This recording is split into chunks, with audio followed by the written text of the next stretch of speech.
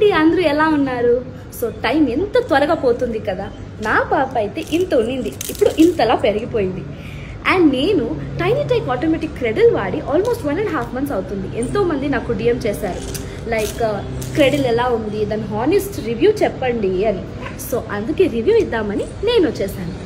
నా పాప ఇంతలా ఆడుతుంది కదా, దానికి కారణం ఏంటో తెలుసా? మంచి స్లీప్ దొరికింది. ఆ స్లీప్ ఎలా దొరికింది? టైనీ టైక్ ఆటోమేటిక్ క్రెడిల్ వల్ల.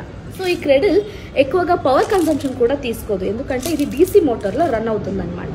ఇది అసెంబుల్ చేయడానికి కూడా ఎవరి హెల్ప్ కూడా అవసరం లేదు, మనమే చేసుకోవచ్చు.